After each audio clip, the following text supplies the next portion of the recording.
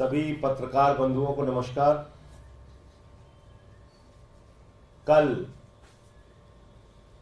भारत के गृह मंत्री ने अमित शाह जी ने एक राष्ट्रीय टीवी चैनल पर खुलेआम झूठ बोला, खुलेआम देश की जनता को गुमराह किया और भारतीय जनता पार्टी की रिश्वतखोरी को उनके ऊपर लगे आरोप को, उनके ऊपर लगे गुनाह को छिपाने का प्रयास किया। जिस बात के प्रामाणिक तथ्य है, जिस बात की मनी ट्रेल है, जिस बात के सबूत पूरे देश और दुनिया के सामने आ गए हैं, उस बात को गृह मंत्री जी ने कल एक राष्ट्रीय टीवी चैनल पर नकारने का और तथ्यों को झुठलाने का काम किया।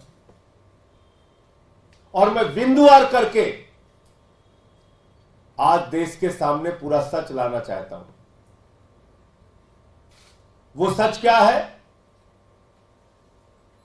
ईडी के द्वारा जिस शरद रेड्डी को किंगपिन बताया गया शराब घोटाले का, ईडी के द्वारा जिस शरद रेड्डी को मुख्य घोटालेबाज बताया गया शराब घोटाले का, उस शरद रेड्डी के द्वारा 60 करोड़ रुपए की रिश्वत भारतीय जनता पार्टी को दी गई है और ये सीधे सीधे क्विड प्रो को का मामला है। उससे रिश्वत ली गई और उसको बचाया गया। कार्रवाई होनी चाहिए भारतीय जनता पार्टी के नेताओं के ऊपर, कार्रवाई होनी चाहिए बीजेपी के नेताओं के ऊपर, गिरफ्तारी उनकी होनी चाहिए। लेकिन गिरफ्तारी हो रही है अरविंद केजरीवाल की, मनीष सिसोदिया की। मुझे पकड़ के 6 महीने जेल में डाला, एक झूठा, एक बेबुनियाद केस। 500 रेड मारी गई ईडी के द्वारा और उसमें एक भी रुपए की बरामदगी न अरविंद केजरीवाल जी के घर, न मनीष सिसोदिया जी के घर। मैं अपने केस के बारे में बोल नहीं सकता। कोई संपत्ति नहीं मिली, कोई पैसा नहीं मिला, बावजूद इसके अरविंद केजरीवाल जी गिरफ्तार हो जाते हैं, मनीष सिसोदिया गिरफ्तार हो जाते हैं। सारी कार्रवाई आम आदमी पार्टी के नेताओं पर चलती है। और जब हम कहते हैं कि शरद रेड्डी ने कमल छाप दारू घोटाला जो भारतीय जनता पार्टी ने किया है, उस कमल छाप दारू घोटाले पे कार्रवाई कब होगी, तो उस पर कोई ना ईडी बोलती है, ना सीबीआई बोलती है, ना मोदी जी बोलते हैं, ना अमित शाह बोलते हैं, ना नड्डा जी बोलते हैं, ना ही एलजी साहब बोलते हैं। मैं पूछना चाहता हूं कि इस देश में दोहरा कानून चलेगा? आम आदमी पार्टी के लिए बिना सबूत के कार्रवाई और भारतीय जनता पार्टी के लिए खुलेआम सबूत के बाद कार्रवाई नहीं। यह तो अन्यायपूर्ण कार्रवाई है। और देश के गृह मंत्री जो कल अपने इंटरव्यू में स्वीकार कर रहे हैं कि उनको सब पता था, तो उसके बाद उनकी पार्टी ने रिश्वत कैसे ली ऐसे आदमी से, जिसको खुद उनकी ईडी कह रही है कि वो किंगपिन है? ये तो आभार और धन्यवाद मैं देना चाहूंगा माननीय सर्वोच्च न्यायालय का कि उन्होंने कहा कि इलेक्टोरल बॉन्ड की डिटेल जारी करो। तब ये पता चला कि ये तो रिश्वतखोरी शराब घोटाले में भाजपा ने खाई है। ये तो आभार व्यक्त करना चाहूंगा, धन्यवाद देना चाहूंगा देश की ओर से माननीय मुख्य न्यायाधीश जी का कि उन्होंने कहा कि नहीं, इलेक्टोरल बॉन्ड अनकॉन्स्टिट्यूशनल है। 5 जजों की बेंच ने कहा यह असंवैधानिक है, असंवैधानिक है, अवैधानिक है, इलीगल है, इसको जारी करो। और उसको खुलेआम प्रधानमंत्री जी भी डिफेंड कर रहे हैं और अमित शाह भी डिफेंड कर रहे हैं। रिश्वतखोरी के पक्ष में मजबूती से खड़े हुए। अब मैं आपको बिंदुवार करके बताता हूं। ये जो शरद चंद्र रेड्डी है, इसने जब इसको दिल्ली में ठेका मिला,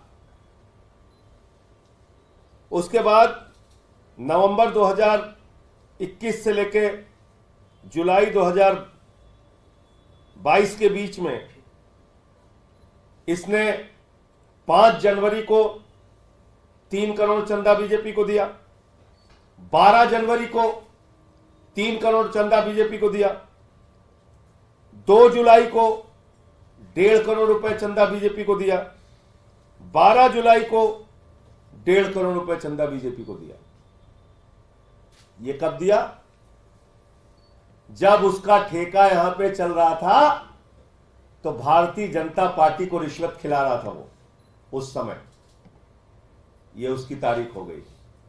अब आ जाइए 9 नवंबर 2022 को उसको जब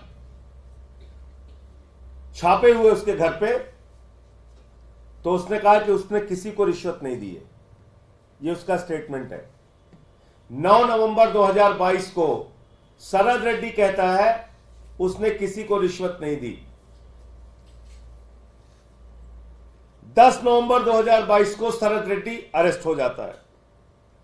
15 नवंबर 2022 को फिर 5 करोड़ रुपए चंदा बीजेपी को देता है। 5 करोड़ रुपए चंदा 10 नवंबर को गिरफ्तार होने के बाद शरद रेड्डी 15 नवंबर को 5 करोड़ रुपए चंदा भारतीय जनता पार्टी को देता है। पार्टी विद द डिफरेंस, दुनिया की सबसे बड़ी पार्टी,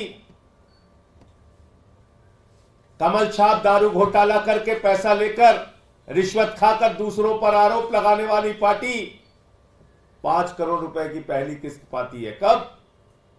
15 नवंबर 2022 को। जब वो ईडी के अरेस्ट में था तो उसके अकाउंट कैसे चल रहे थे?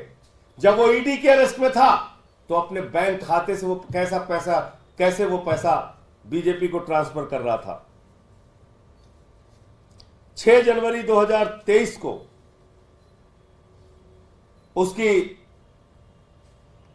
एक चार्जशीट आती है जिसमें ईडी कहती है कि शराब घोटाले का किंग पिन है शरद चंद्र रेड्डी। ध्यान से सुनिएगा।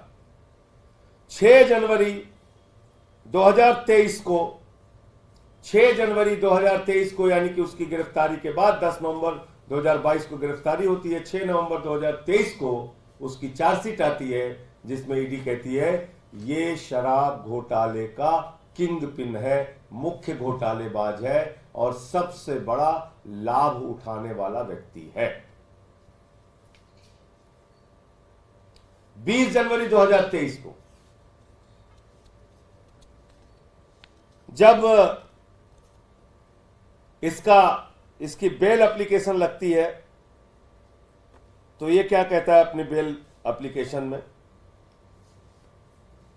During the hearing of his bail application in Rouse Avenue Court, Sharad Chandra Reddy accuses ED of putting undue pressure and using force on him and his employees to sign pre-dictated statements.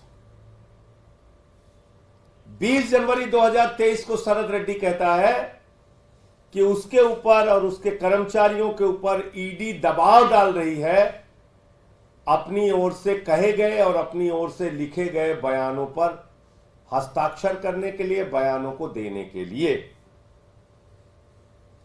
He claimed that the accusation of paying 100 crore bribe to Delhi government officials was baseless. 20 जनवरी 2023 को शरद रेड्डी कहता है कि 100 करोड़ रुपए रिश्वत देने की बात, दिल्ली सरकार के अधिकारियों को देने की बात पूरी तरह निराधार है, झूठी है। उसकी बेल एप्लीकेशन तो पड़ी होगी, पढ़वा लीजिएगा, थोड़ा मेहनत कीजिए।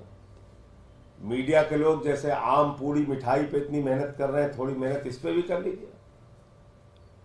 आम पूड़ी मिठाई आलू पे तो दिन रात मेहनत हो रही है, इस केस की पड़ताल तो कीजिए, सच तो लाइए देश के सामने। क्या हुआ है अरविंद केजरीवाल के साथ? और क्यों मैं बार बार कह रहा हूं कि यह गहरी साजिश है।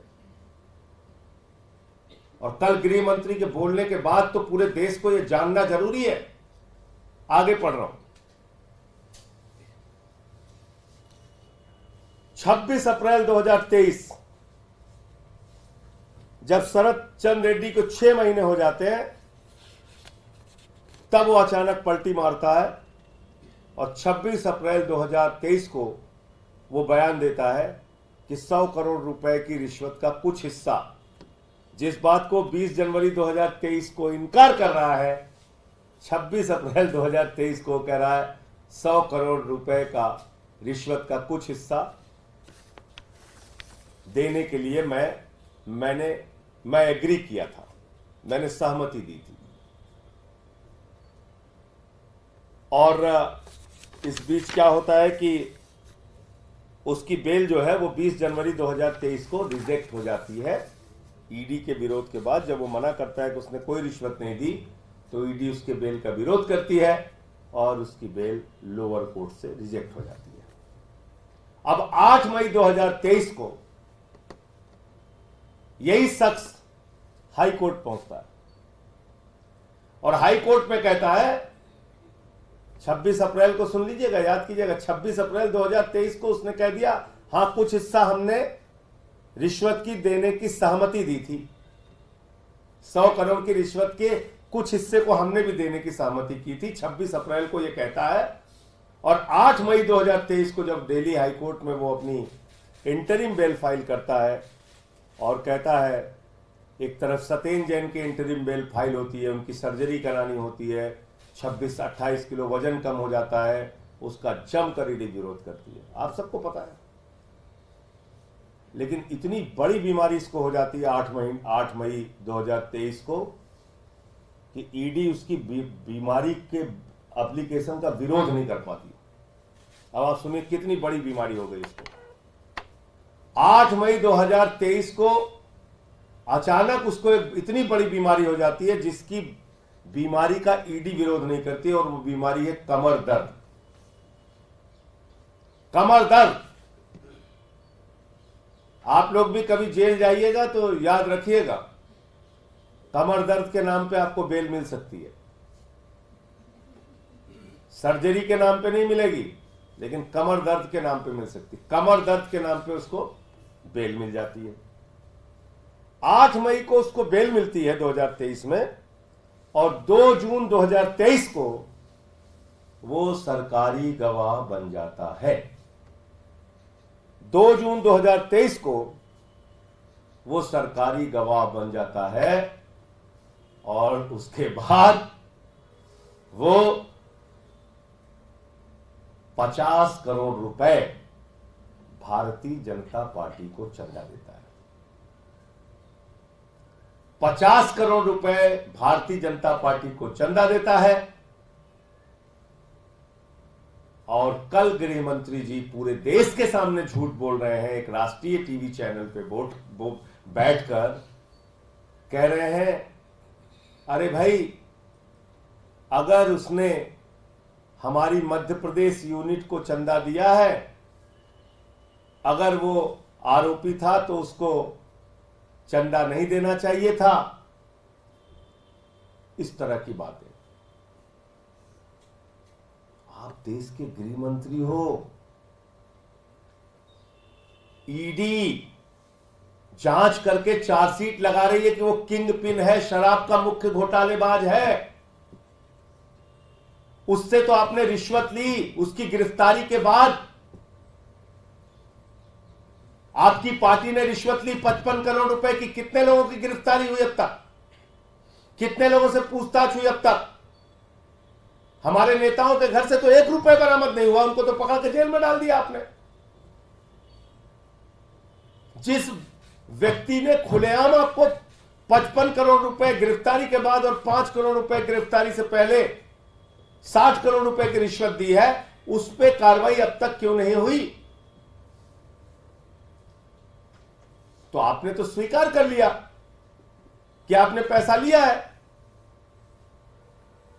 मध्य प्रदेश यूनिट या बंगाल यूनिट या तमिलनाडु यूनिट किस यूनिट को पैसा मिला, ये तो जांच शुरू करोगे तब पता चलेगा ना, कैसे कैसे पैसा लिया, कहां से रूट होके आया। और आपको यह पता है कि मध्य प्रदेश यूनिट को मिला, इसका मतलब आपको पता था 55 करोड़ रुपए की रिश्वत आ रही। एक पार्टी को 55 करोड़ रुपए मिल गए, उसको पता ही नहीं चला। ऐसा रुपया बह रहा पानी की तरह, और उसके खाते नहीं सीज हुए, उसकी प्रॉपर्टी अटैच नहीं हुई, उसको पार्डन मिल जाता है, कोर्ट से माफी मिल जाती है। तो ये तथाकथित शराब घोटाला पूरी तरीके से खुली किताब की तरह अब देश के सामने आ गया है। शराब घोटाला जो हुआ है वो कमल छाप दारू घोटाला है, और ये कमल छाप दारू घोटाला देश और दुनिया की सबसे बड़ी पार्टी, सर से लेकर पांव तक भारतीय जनता पार्टी शराब घोटाले में डूबी हुई है। और उसके सारे प्रमाण और तथ्य मैंने तारीख वार एक एक डेट करके आपको बता दी। और मैं उम्मीद करता हूं कि आम, आलू, पूड़ी, केला इससे बाहर निकलकर अब कम से कम ये सत्य भी देश के चौथे स्तंभ को दुनिया के सामने, देश के सामने रखना चाहिए। मुझे इतनी बात कहनी थी। आपका कोई प्रश्न हो आप पूछ सकते हैं।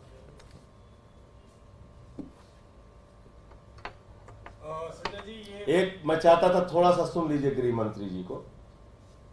होता है कि क्या ऐसा प्रेशर पड़ा कि वो अप्रूवल बन गए, उसका सारी फंडिंग केवल बीजेपी को की। फंडिंग का इससे कोई लेन देन नहीं है। ये बॉन्ड उनके मध्य प्रदेश यूनिट ने, मेरे पास जो primary information Madhya Pradesh unit ने लिए हैं और रूटीन में भी है। ऑन द कॉन्ट्ररी होना चाहिए, केस होने के बाद उनको नहीं देना चाहिए। उनको रिट्रीव मिल गई ना, उनको एक तरीके से बच गए वो, कि एक तरीके से डील हो गई। क्या डील हो गई? अप्रूवल बन गए। अप्रूवल बनने से तो गुनाह कबूल करना पड़ता है राहुल। कानून का स्टेटस आपको मालूम है। पहले जेल में थे, अब छूट गए। पहले छूट गए थे, बाद में अप्रूवल बने। डील हुई ना, इसलिए छूट। नहीं, डील नहीं हुई है, पहले छूट गए थे वो तो। कब के? इसके 6 महीने बाद अप्रूवल बने साहब। पहली बात तो ये झूठ बोल रहे हैं, 6 महीने बाद अप्रूवल नहीं बने। जब उनको बेल हुई 8 मई को और 2 जून को वो अप्रूवल बने, तो 6 महीने कहां हो गया भाई? 8 मई को तो वो छूट गए और 2 जून को वो अप्रूवल बने। और 2 जून को जब वो अप्रूवल बन गए, जब पूरे दुनिया को पता चल गया, और खुद गृह मंत्री कह रहे हैं कि अप्रूवल बनने का मतलब होता है गुनाह कबूल करना। सुन लिया आप लोगों ने? सुना आप लोगों ने ना? अभी गृह मंत्री क्या कह रहे हैं? अप्रूवल बनने का मतलब होता है गुनाह कबूल करना। तो 2 जून 2023 को तो वो अप्रूवल बन गए, गुनाह कबूल कर लिया उन्होंने। तब 8 नवंबर 2023 को आपने 50 करोड़ रुपए कैसे लिया? ये डिटेल है, इसको चेक कर लीजिएगा, इलेक्टोरल बॉन्ड की डिटेल। अगर उन्होंने गुनाह कबूल कर लिया, तो गृह मंत्री कह रहे हैं ना, मेरे मुंह से तो नहीं निकला, ये तो गृह मंत्री कह रहे हैं अप्रूवल बनने का मतलब होता है गुनाह कबूल करना। आपको कानून नहीं पता, पत्रकार को कह रहे हैं आपको कानून नहीं पता, अप्रूवल बनने का मतलब होता है गुनाह कबूल करना। तो जिस व्यक्ति ने गुनाह कबूल कर लिया 2 जून 2023 को, उससे आपने 8 नवंबर 2023 को 50 करोड़ रुपए कैसे ले लिए भाई? तो अब तो आपसे जरूर पूछताछ होनी चाहिए, क्योंकि ये पैसा तो आपने तब लिया जब उसने गुनाह कबूल कर लिया। और ये खुद आप कह रहे हैं, मैं नहीं कह रहा।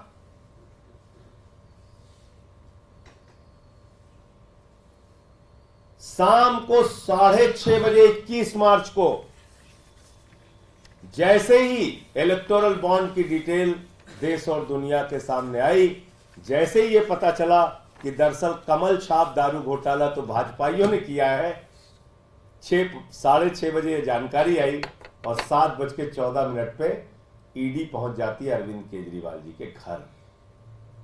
यह है पूरी गहरी साजिश। ये मैं आपको बताने की कोशिश कर रहा हूं कि जैसे ही शराब घोटाले का खुलासा होता है, कि शराब घोटाला दरअसल भाजपा ने किया है, शाम को 6:30 बजे पता चलता है। 7:14 पे तुरंत ईडी पहुंच जाती है अरविंद केजरीवाल जी के घर और उसके बाद उनको गिरफ्तार कर लिया गया। जी, आपका प्रश्न। सर, मैं ये कह रहा था कि शरद चंद्र रेड्डी का मामला आप लोग बार बार उठा रहे हैं, कई बार प्रेस कॉन्फ्रेंस में ये कहा है, डिटेल्स बता रहे हैं कि जो भी ट्रांजैक्शन हुआ है, बीजेपी को जो पैसा दिया गया है, कोर्ट में भी अरविंद जी ने ये बात कही है। इसका वे आउट क्या है इस पूरे मामले में? आप लोग इसका वे आउट सीधे सीधे ये है कि जांच एजेंसियों को देश की जनता से तनख्वाह मिलती है। वो किसी नरेंद्र मोदी के या अमित शाह के नौकर नहीं है। वो देश की जनता के टैक्स के पैसे से तनख्वाह पाते हैं और उनकी जिम्मेदारी है कि जो कार्यभार उनके पास है उसको वो ईमानदारी से पूरा करें। तो ईडी और सीबीआई को इस पे कार्रवाई करनी चाहिए और देश की जो सरकार है जो भ्रष्टाचार के खिलाफ लड़ने का दावा करती है और भ्रष्टाचारियों को अपने साथ शामिल करती है और खुद भ्रष्टाचार करती है प्रधानमंत्री नरेंद्र मोदी जी के नेतृत्व में, तो उस सरकार को भी कार्रवाई करनी चाहिए। एलजी साहब रोज बोलते हैं, एलजी साहब को भी चिट्ठी लिखनी चाहिए इस पे ईडी सीबीआई की जांच हो। आखिर एक पार्टी को मनी ट्रेल मिल गया, खुलेआम रिश्वत उसको मिली है, 60 करोड़ रुपए की रिश्वत उसने शरद चंद्र रेड्डी से ली है। उनके किसी नेता से अब तक पूछताछ नहीं हुई, उनके खिलाफ कोई एफआईआर अब तक नहीं हुई। तो इसमें वे आउट क्या है? इसमें तो सीधे सीधे ईडी सीबीआई को कार्रवाई करनी चाहिए। एक केस में जहां आपको कुछ नहीं मिला वहां हमारे मुख्यमंत्री उप मुख्यमंत्री सबको आपने अंदर कर दिया, और एक केस में जहां सीधा प्रमाण है वहां आप गजनी मोड में हैं। आप कह रहे हैं हम तो भूल गए सब कुछ। तो ये कैसे चलेगा? और आपका कोई प्रश्न? अब एक प्रश्न जो कल का मैंने बताया था फिर आपको दोहरा दे रहा हूं।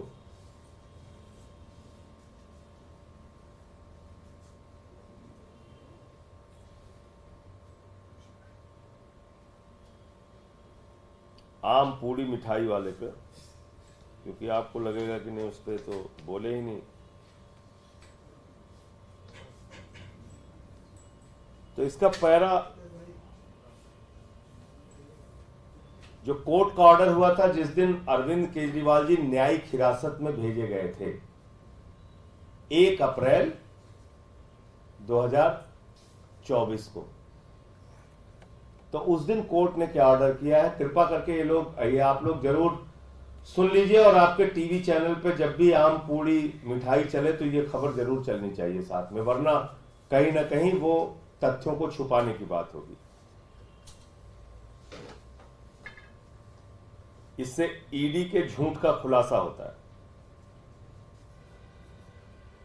Jail authorities, jail hospital, the jail superintendent concerned is also hereby directed to provide the accused applicant with isabgol, glucose, toffees, banana as and when required in the case of sudden fall of his sugar level. ये court के order में है। मैं हैरान हूं कि आप लोगों ने दिखाया क्यों नहीं अब तक। इसलिए तो कोर्ट के ऑर्डर में लिखा हुआ है कि उनको ग्लूकोज, केला, टॉफी ये उपलब्ध कराई जाएगी। आप लोगों को तो शायद पता भी नहीं होगा, उनकी ईडी कस्टडी में उनकी शुगर 45 तक गई थी। किसी को पता है इस देश में? 45 तक गई थी उनकी शुगर। देश के जितने पत्रकार अरविंद केजरीवाल को जानते हैं वो जानते हैं कि वो इंसुलिन आज से नहीं 20 साल से ले रहे हैं। पिछले 30 साल से वो शुगर के मरीज है। ये सच आखिर क्यों छिपाया जा रहा है? इसीलिए हम बार बार कह रहे हैं कि एक गहरी साजिश है अरविंद केजरीवाल के खिलाफ, केंद्र की सरकार के द्वारा, प्रधानमंत्री नरेंद्र मोदी जी की सरकार के द्वारा उनको जान से मारने की ये साजिश है। इंसुलिन न देना अपने आप में ऐसी आपराधिक कार्रवाई है जो कि जानलेवा है, जो किसी का जीवन ले सकती है। क्योंकि आप सब जानते हैं, अगर कोई शुगर का मरीज है, उसको इंसुलिन ठीक से नहीं मिली या उसका शुगर डाउन हुआ, तत्काल उसको कुछ भी ग्लूकोज खाने के लिए नहीं मिला, मीठा खाने के लिए नहीं मिला, तो उसके साथ कोई भी घटना हो सकती है। ये आप सब लोग जानते हैं। और इसीलिए कोर्ट ने ऑर्डर किया कि उनको ग्लूकोज, उनको टॉफी, उनको केला उपलब्ध कराया जाएगा। और 48 मील में से एक आलू पूड़ी चली गई प्रसाद के रूप में। आलू पूड़ी, आलू पूड़ी, आलू पूड़ी चल रहा है।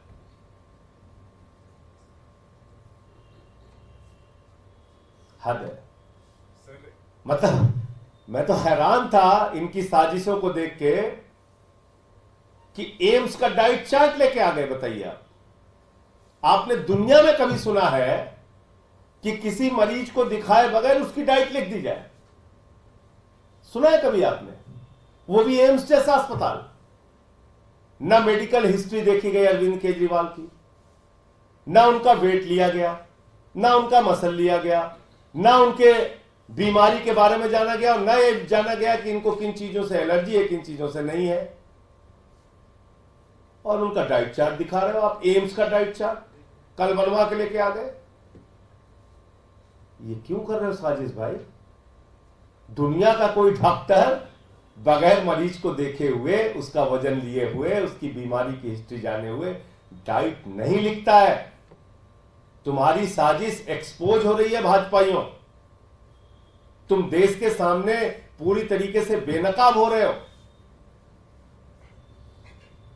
एम्स जैसे अस्पताल को, प्रतिष्ठित अस्पताल को आपने इन्वॉल्व कर दिया। अरविंद केजरीवाल को दिखाया आपने एम्स में? दिखाया है तो दिखाइए, आपने कहां दिखाया? जब किसी मरीज को आपने दिखाया ही नहीं, उसकी मेडिकल हिस्ट्री नहीं रखी किसी के सामने, तो आपने कैसे भाई उनका डाइट चार्ट बनवा लिया एम्स से? हवा में। और शुगर लेवल की बात मैं बता रहा हूं, मैं तो बताया एक दिन उनकी शुगर ईडी कस्टडी में 45 तक पहुंच गई थी। किसको पता है देश भर में? तो आप जीवन से खिलवाड़ कर रहे हैं। कुख्यात से कुख्यात अपराधी अगर वो कह दे हमारे सीने में दर्द हो रहा है तो उसको तुरंत एम्स लेके भागते हो। कोरोना के समय में कोई एम्स में भर्ती था, कोई कहीं भर्ती था, कोई कहीं भर्ती था।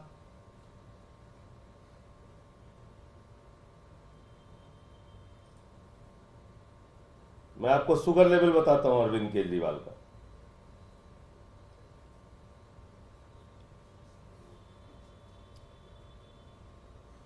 बारह अप्रैल को अरविंद केजरीवाल की शुगर थी 320, 13 अप्रैल की थी 270, 14 अप्रैल की थी 300, 15 अप्रैल की थी 300, 16 अप्रैल की थी 250, 17 अप्रैल की थी 280।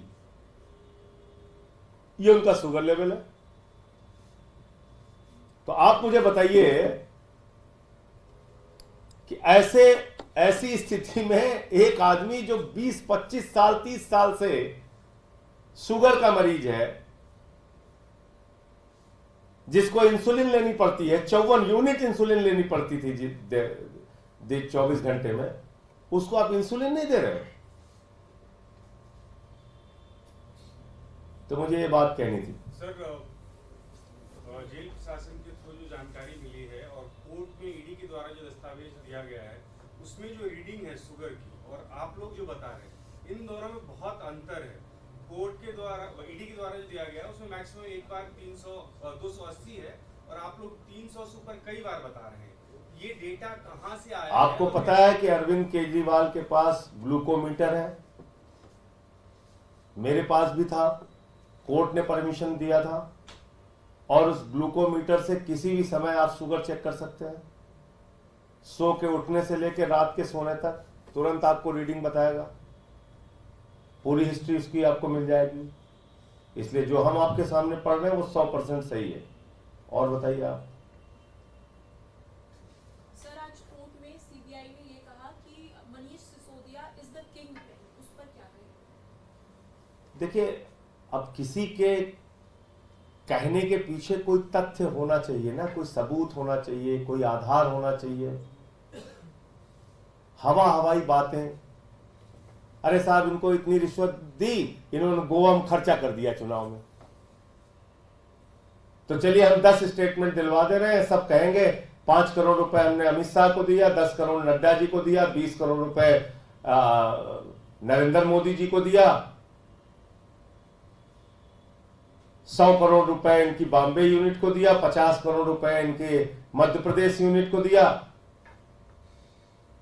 और इन लोगों ने खर्चा कर दिया चुनाव में। न सिर है न पैर है आपकी जांच का। लोगों के स्टेटमेंट ले लेके, दबाव बना बना के स्टेटमेंट ले लेके, वही आदमी कोर्ट में कह रहा है हम पे दबाव बनाया जा रहा है, फिर वही आदमी आपके दबाव में बयान दे रहा है, फिर उसी बयान के आधार पे ना आपको कोई तथ्य मिल रहा है, ना प्रमाण मिल रहा है, ना 1 रुपए की बरामदगी हो रही है, ना कोई संपत्ति मिल रही है, उठा के आपने पकड़ के जेल में डाल दिया। और हमको क्या कहा था, वो तो किंग पिन है। आप बोलिए, मैं नहीं बोलूंगा, मुझे मना किया कोर्ट ने। आप बताइए मुझे क्या बोला था, पढ़ लीजिएगा कि मुझे भी क्या बोला था। मुझे तो रोका हुआ है कोर्ट ने, इसलिए मैं नहीं बोल सकता। तो इसलिए ये किसको क्या बोल दे और बाद में उससे संबंधित कोई प्रमाण नहीं दे पाते। सर एक सवाल जो प्रथम चरण का चुनाव हुआ है उसको लेके है कि वोटिंग परसेंटेज कम हुआ है, उसको किस हिसाब से? नहीं, कुछ स्टेट में बहुत ज्यादा हुई है वोटिंग परसेंटेज, तमिलनाडु में ज्यादा हुई है, बंगाल में भी अच्छी वोटिंग परसेंटेज है। तो अब मुझे तो लग रहा है जहां इन लोगों का गढ़ तथा कथित अपने आप को कहते हैं वही वोटिंग परसेंटेज डाउन हुई है, वहां के वोटर्स में उत्साह कम दिखा है। तो ये किस ओर परिणाम संकेत दे रहे हैं आप समझ सकते हैं। और इसमें मुझे लगता है कि कल जो हुआ है पहला चरण, उसमें इंडिया गठबंधन की एक तरफा जीत होगी जब परिणाम आएगा, एक तरफा।